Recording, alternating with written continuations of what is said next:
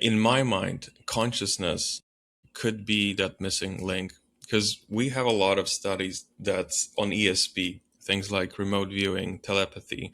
There's hundreds of studies that show extremely significant results, basically proving that those effects are real, that, remote viewing is real, telepathy is real. So there's clear signal, and yet, and which basically implies that our understanding of physics is completely incomplete, right? Which in itself proves that we don't have a full picture of the science, right?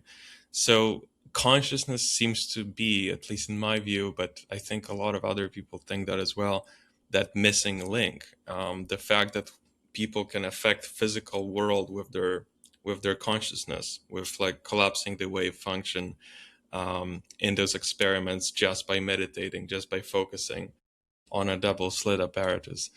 Um, so, so in my view, that's probably where science should really go. And then if you take it a little bit further, and I did this thought experiment actually with AI. I posted it on my Substack. But just to be brief, so when you assume humans have ESP abilities, they're real, and then when you assume that alien species that are possibly millions or billions of years more advanced than humans, those ESP abilities are most likely way more advanced than those species, right? Which means that their ESP is much stronger. So just like we humans have very, very subtle effects when it comes to, for example, remote viewing or psychokinesis, their abilities could be proportionally much, much larger, to the extent that maybe they are able to actually shape and affect space-time and bend it with their consciousness.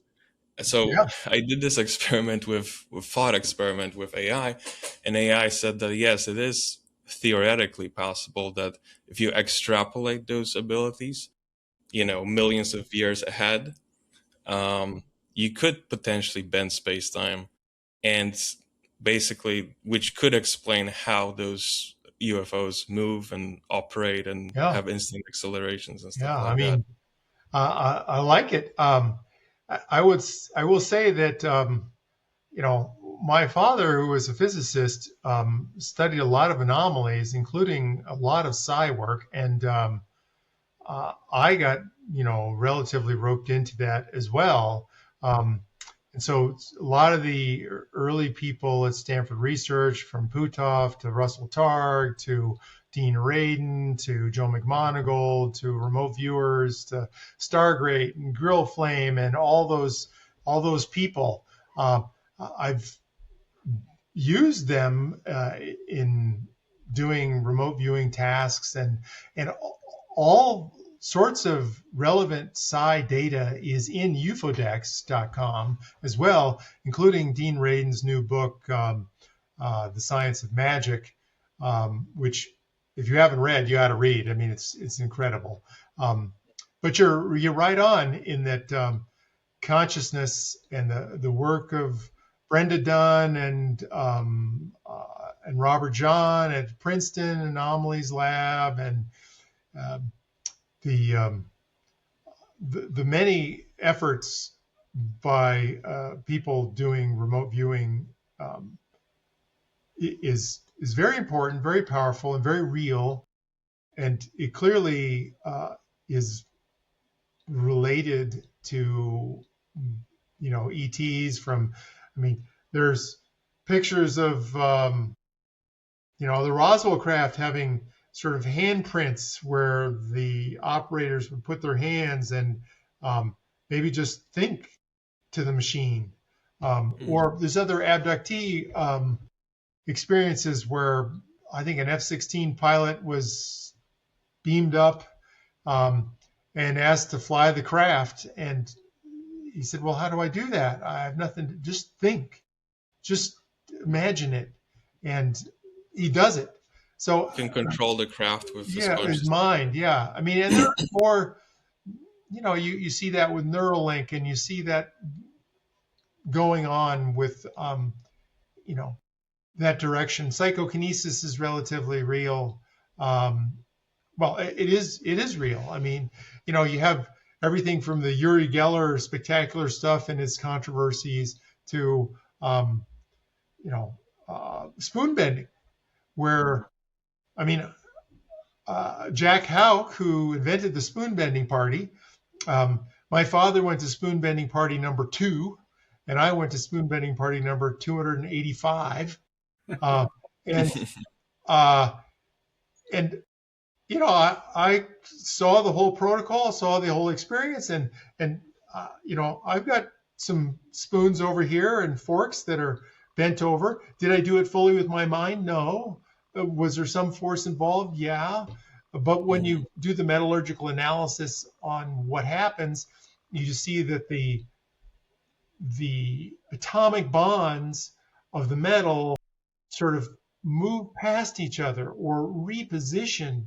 They don't fatigue the way a classic metalworking works.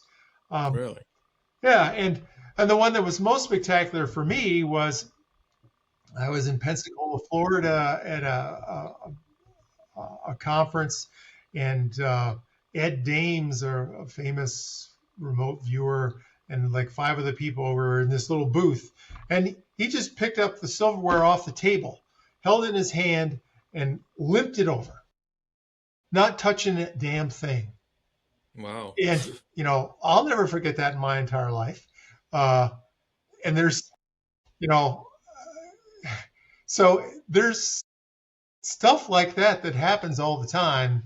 Um, Right. Let alone the work of like John Hutchinson, which is a um, Canadian man who embedded silverware into solid metal. But he's controversial too because he faked some stuff because he couldn't do it all the time. It's invariably, oftentimes the most spectacular stuff is clouded with baggage, Hmm. and you have to Yeah. sort that out.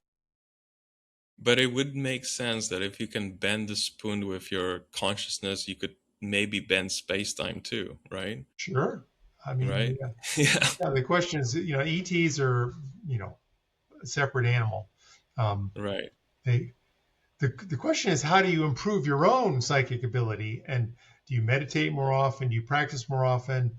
Um, my experience with remote viewers is that lots of people have the skill, but you want to find the people that are the very best and have Mhm. been trained the very best because it's a signal and noise problem, and you want more signal and less noise.